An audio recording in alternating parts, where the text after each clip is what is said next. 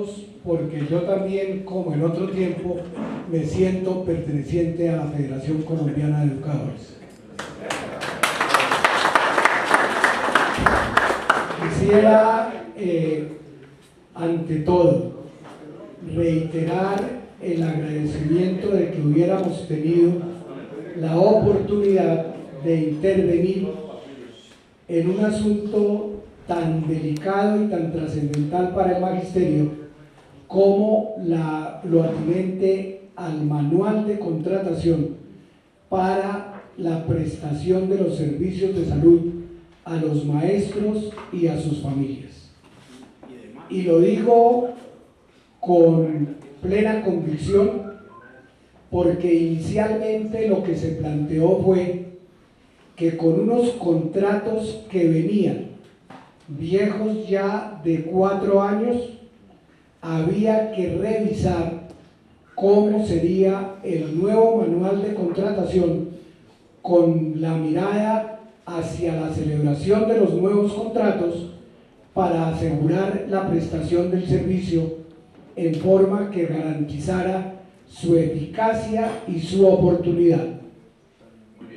Por esta razón, lo primero que hubo que revisar fue el acuerdo anterior expedido por el FOMAC para ver si podía ser objeto de algún ajuste o no.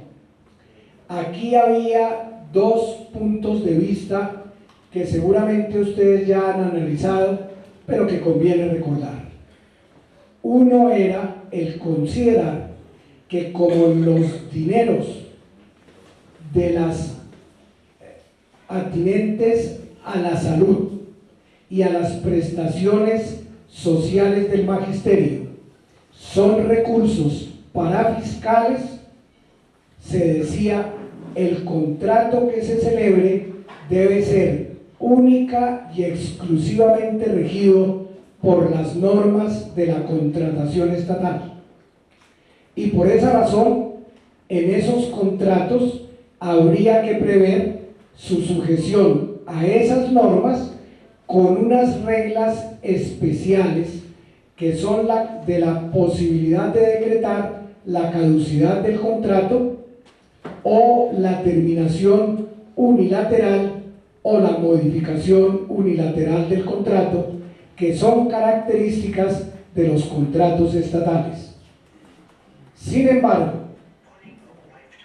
el presupuesto de que se partía no era exactamente ajustado a la noción que de recursos parafiscales se tiene por la jurisprudencia.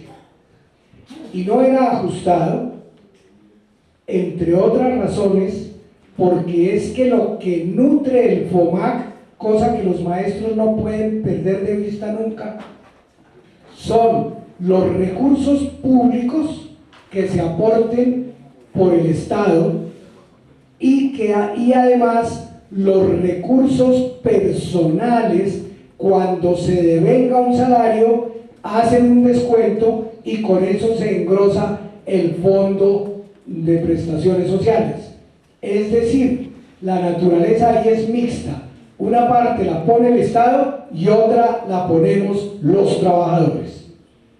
Por esa condición, entonces, no son recursos exclusivamente pertenecientes al Tesoro Público. Al Tesoro Público lo serán los que pertenezcan a la Tesorería General de la Nación, los que pertenezcan a las tesorerías departamentales o los que pertenezcan a las tesorerías municipales o distritales.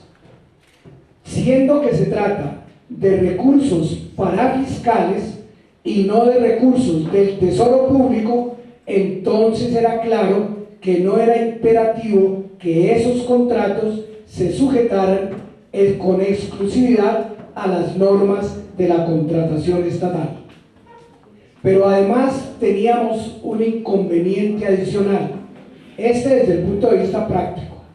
Desde el punto de vista concreto, se decía, es que cuando el prestador del servicio no preste el servicio, o lo preste con retardo, o lo preste deficientemente, debe tener invariablemente una sanción. Aquí hubo que estudiar en prolongadísimas sesiones si al magisterio le importa que sancionen al contratista o si a lo que al magisterio le importa es que le presten oportuna y efectivamente el servicio a la salud, tanto a él como a los beneficiarios de su afiliación. Y entonces es claro que lo que nos importa es el servicio y no la simple sanción. Con la sanción teníamos un problema.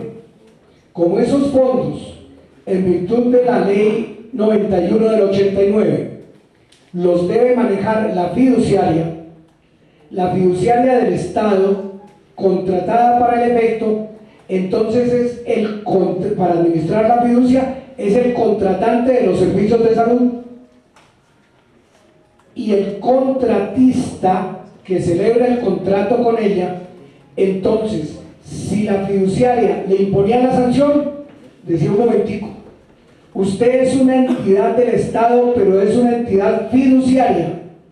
Luego, como entidad fiduciaria, está sometida por el contrato de fiducia a las reglas del derecho privado mercantil, que es el que regula los contratos de fiducia.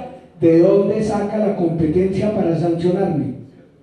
Si usted no ejerce el poder del Estado para sancionar. Y por eso, lo decimos con responsabilidad, se perdieron algunos procesos por sanciones que podría imponer la previsora, porque le decían: no tiene capacidad para hacerlo. Se dijo entonces en subsidio de esto, pues que entonces sancione el Ministerio de Educación, que es el fideicomitente y que en últimas tiene que responder por la salud. Y resulta que uno miraba la ley 91 y le dicen: usted, ministerio, vela por la prestación de la salud, pero usted no maneja esos dineros, sino que los contrata con una fiduciaria para su manejo, y usted no presta el servicio de salud porque ese no es el cometido del Ministerio de Educación. Entonces al Ministerio de Educación, o sea, Nación representada por el Ministerio de Educación, lo que le decían era: yo no celebré ningún contrato con usted, el contratista, para que me sancione. Luego, si usted no celebró ningún contrato conmigo, no tiene competencia. Entonces teníamos un problema gravísimo, porque ni la fiduciaria tenía competencia para sancionar, ni el ministerio tampoco, y siempre se generaba un proceso. De esos procesos contenciosos administrativos largos, de largos años ante el Consejo de Estado. Y el resultado, siempre perdía el fondo. Y ganaba el contratista. Ni prestó el servicio, ni tampoco lo sancionaban, y por la sanción que le impusieron, tenían que devolverle indemnización y con intereses de largos años. La última sanción fue de miles de millones en diciembre del año 2015. En esas condiciones, en febrero, se tocó repasar otra vez la norma del manual de contratación del FOMAC y se dijo: aquí hay una equivocación de enfoque en cuanto a los recursos para fiscales, que no son lo mismo que bienes del Tesoro Público, según ya lo explicamos. Y en cuanto a las sanciones, realmente, si el Consejo de Estado viene fallando en contra porque ninguno de los que sanciona tiene competencia, hay que buscar unas alternativas distintas. Y encontramos que hay unos principios en la ley 80 que es necesario rescatar. Por ejemplo, el de la publicidad de la contratación. No puede haber contratos secretos, así como no puede haber procesos secretos de los que se nutren las dictaduras. No puede haber tampoco contratos de selección a capricho del que va a contratar con un tercero. Entonces hay que rescatar que la invitación a contratar sea pública, para que el que reúna unos requisitos determinados pueda presentarse con una oferta para contratar. Eso es lo que se denomina en el derecho administrativo la licitación.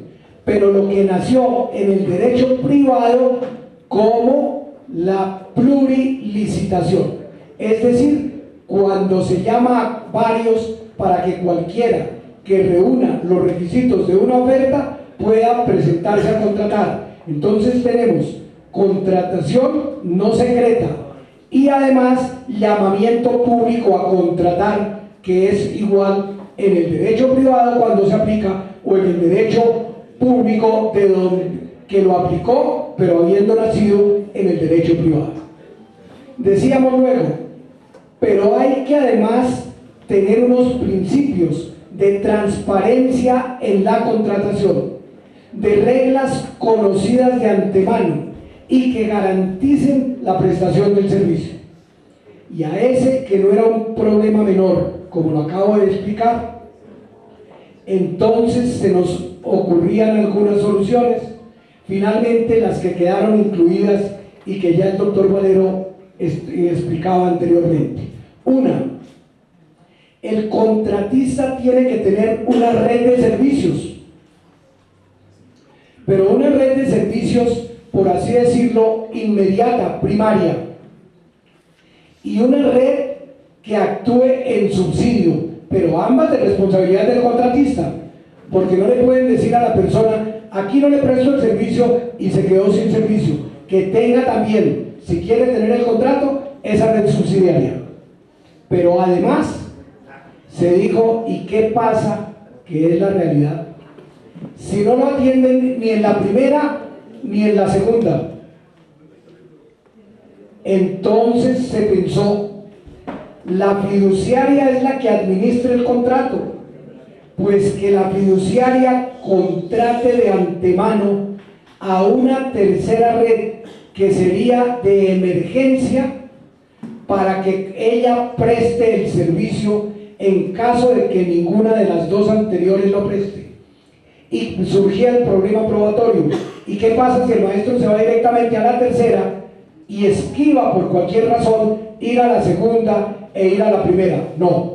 A la red contingente se puede ir con prueba siquiera sumaria de que se fue a la primera y a la segunda y no lo atendieron, para lo cual el medio de comprobación debe ser ágil, debe ser expedito, debe constar que se pidió la cita, que no la otorgaron o que no suministraron la medicina o que no lo mandaron en forma oportuna al médico especialista. Y con eso sería suficiente. Viene ahora la red contingente que no presta el servicio gratis.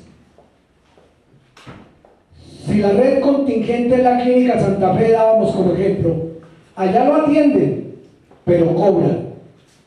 Y el problema es, ¿quién paga? Si el contratista ha estado obligado a prestar el servicio y no lo prestó ni en la red 1 ni en la red 2 y tocó ir, en el ejemplo, a la Clínica Santa Fe, allá la Clínica Santa Fe le paga, pero le paga el FOMAC por la atención que le preste a la persona a quien no se la prestaron anteriormente. Le paga, y lo que le paga se lo deduce al contratista. Le dice, usted presenta una cuenta con facturas, ejemplo, por 150 millones, pero tuve que pagar 15 por la atención a este afiliado nuestro. Luego a usted no le quedan sino 135 y se le hace de esa manera el descuento directo. El problema, porque a los contratistas les duele el bolsillo, lo digo claramente. Ellos no son en este momento Hipócrates redivivo por hacer bien a la salud, sino son contratistas de la salud. Y entonces pensamos, luego hay que afectarles eso y así garantizamos que a la persona se le preste el servicio y el contratista es el que en últimas paga, aunque inicialmente lo haya hecho el FOMAC con sus fondos. Por eso se opusieron los contratistas a esto. Cuando se conocieron los dijimos entonces, eso cuando se repita 3 veces en un año y afecte el 5% de lo que factura un contratista, o sea un 20% de lo que finalmente factura, pues lo que está demostrando es que el contratista no cumple el contrato. Y entonces dijimos, cuando eso pase 3 veces, eso será causal para darle por terminado el contrato. Viene el problema. ¿Y quién lo determina? Pues la causal es objetiva. ¿Cuántas veces tuvo que pagar por eso? Entonces ya está determinada. Y lo otro, ¿habrá pleito por eso? Pues no puede haberlo porque los dos convienen en el contrato que van a celebrar que se autoriza por esa causa la terminación del contrato. O sea, la causal nace pactada de la voluntad de los contratistas y así evitamos que tenga que la sanción ser impuesta por un juez y garantizamos la eficacia y la oportunidad del servicio. Pero se decía, es que en ocasiones la que incumple es la previsora, queja de algunos contratistas, porque no paga oportunamente al contratista y el contratista entonces dice, pues si no me pagaron oportunamente, pues yo no presto el servicio. Tendría la excusa para no prestarlo. Entonces se dijo, para guardar el equilibrio contractual, si incurre la previsora en esa conducta de pagar tardíamente, que esa también sea causal para que el contratista termine unilateralmente el contrato. Que en ocasiones se le hacen glosas a la factura. Supongamos que cobran por 20 conceptos, le glosaron 2 de esa factura. ¿Qué hay que hacer? Lo que hacen actualmente o lo que hacían era no pago la factura, o sea, no pagaba ninguno de los 20 servicios, siendo que había glosa sobre 2. Se dijo, pues en ese caso que le paguen las que no tienen glosa y que la que sí tiene glosa no se la paguen mientras se decide sobre la existencia, la consistencia, la veracidad y la comprobación de la glosa. Si no prospera, le pagan, pero si sí prosperó, entonces queda confirmado que no le pagan. Pero lo que no es lógico es retener el pago de todo. Entonces, por eso establecimos esa causal cuando no se paga oportunamente o cuando habiendo glosas no se paga lo no glosado o no se paga lo que fue inicialmente objeto de glosa, pero la glosa no prosperó, el contratista tendría razón y la previsora tendría que pagarle. Si no le paga en forma oportuna y en forma inmediata, pues esa será causal para terminar el contrato por parte de ellos. Pero para el maestro queda claro, mejor, que puede acudir a la prestación del servicio, que le tienen que prestar sus medicamentos oportunamente o que lo deben remitir oportunamente ante el médico especializado. Así quedó la terminación del contrato convenida de mutua voluntad de las partes contratantes. Viene luego, ¿y qué hacemos si se causaron en cualquiera de los 2 casos perjuicios? Pues eso es independiente y los perjuicios que se causen se podrán reclamar, ahí sí por la vía judicial, pero ya tenemos asegurado la prestación del servicio eficaz y en forma oportuna, que es lo que nos importa, y seguramente perjuicios de esa clase en la mayoría de los casos no van a prosperar. Resuelto ese punto, tengo que hacer aquí alusión a algo de estos días que fue muy importante. Se dio a conocer con fundamento en esto los llamados pliegos. Allí también se incluyeron cuestiones de orden médica, técnica, agrupar al magisterio en regiones, agrupar por niveles de atención, primero, segundo y tercer nivel, y establecer la capitación, etc. Armado hacia el contrato, se puso a consideración de los eventuales contratistas como debe hacerse por la vía pública, por internet, por otros medios de difusión, para que hicieran las observaciones. Y acuérdense ahora de esto, una observación de uno de los eventuales contratistas de Barranquilla nos sacó adelante con la frase del Quijote: ladran, Sancho, luego cabalgamos. ¿Por qué? Porque propuso a estas causales que se le agregara una frase. Todo lo anterior muy bien, coma, previa concertación con el contratista. O sea que quedábamos prácticamente sin ninguna eficacia para esas cláusulas. Fue inteligentemente redactado y por alguien ducho, lo digo sin ambajes, en las artes del derecho para ponerle zancadilla a la norma y dejarla ineficaz. Pero claro, eso se le vio. Y entonces, en las modificaciones 24, 32 y 33 que habían propuesto y que se agregara también a la cláusula novena del precontrato, a todos había que analizarlos y anoche el FOMAC decidió que no le acepta la amable sugerencia. Observemos además qué es lo que está ocurriendo. Además había que lidiar con el aumento en la capitación y con el capital, llamémoslo así, de trabajo del FOMAC para cumplir su cometido. Y entonces es lógico que en esa lucha de intereses que siempre hay, de intereses muchas veces administrativos, otras veces políticos, otras veces económicos y otras veces inconfesables, o las más de las veces inconfesables, se propuso rebajar el aumento que ya se había pactado para el año entrante. Y a esa propuesta, legítima por quien administra los recursos, que quiere administrarlos a cuentagotas, y ustedes ya saben que eso siempre es lo que pasa con los ministros de Hacienda, porque ellos son los que manejan el desembolso de los dineros.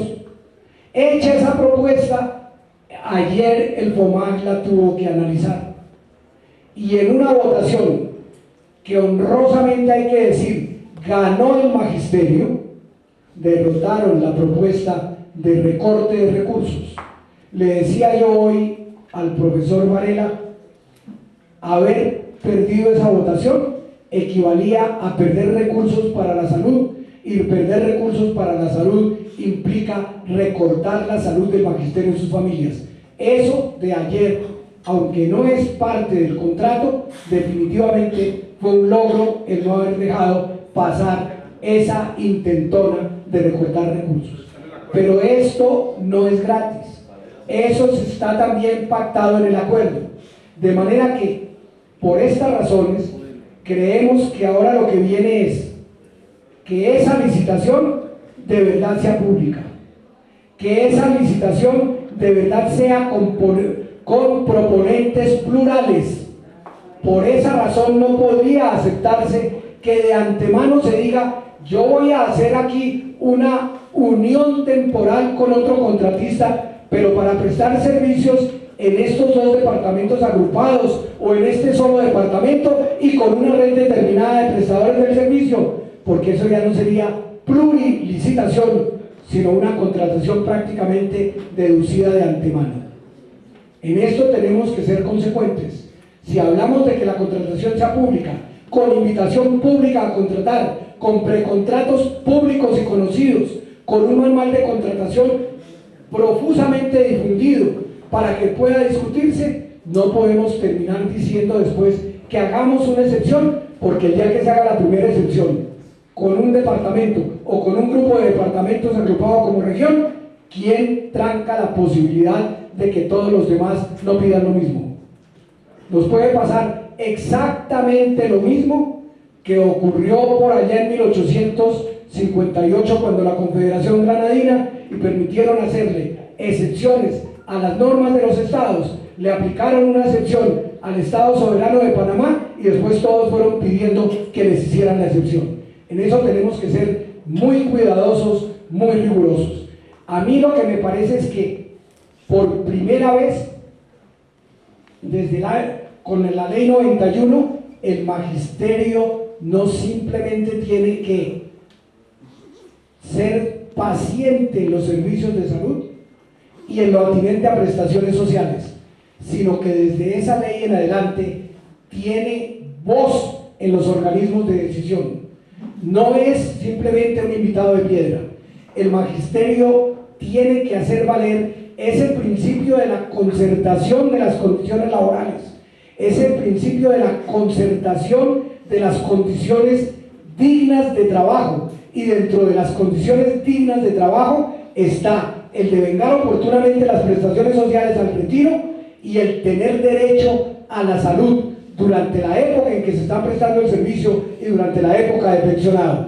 ¿Que no es perfecto? Claro que no, es perfectible, pero por ahora tocaba hacerlo y hacerlo ya, como lo de la paz, que toca hacerla ya. Y tocaba hacerlo así por una razón elemental, de haber dilatado, porque también se jugó a la dilación. El llegar a un acuerdo final sobre esto, estaríamos ante una prórroga obligada de los contratos vigentes, porque esta prórroga de ahora vence el 14 de enero. Y entonces tendríamos otra vez prórroga y por otro tiempo. La Federación ha hecho un gran esfuerzo. El Comité Ejecutivo ha deliberado. Los representantes del magisterio en el FOMAC han estado presentes. Tenemos, desde luego, que pensar en que esto siempre debe estar sujeto al experimento, a la crítica, a estar pendientes de mejorarlo, a detectar falencias, pero lo que no podríamos en este momento era continuar como veníamos, porque a eso venían acostumbrados algunos que quisieran perpetuarse como contratistas y también que es más fácil contratar con el que ya es contratista. Por eso creo que tenemos esta oportunidad, hay que abrazarla, hay que buscar que esto funcione y hay que tener sobre todo vigilancia y crítica permanente. Para eso debe haber supervisor del contrato y para eso hay interventor del contrato, y por eso se dijo, el manual de intervención tiene que ser aparte del manual de contratación, y hay algo más que me olvidaba, se incluyó también tener las mismas condiciones que para contratar se ofrezcan, porque yo puedo contratar que tengo una clínica y al año siguiente de tener el contrato de 4 años la clínica desaparecer y no la tengo. No, se dijo, tiene que mantener esa oferta, eso que ofreció durante todo el tiempo de la vigencia del contrato, y si no lo tiene durante la vigencia del contrato, eso será también causal de terminación del contrato, y el contratista nos agrega previa concertación con el contratista, lo que era imposible de aceptar. Es por ahora el informe que inicialmente puedo presentar, y muchas gracias por haberme dado la oportunidad otra vez de estar en la Federación.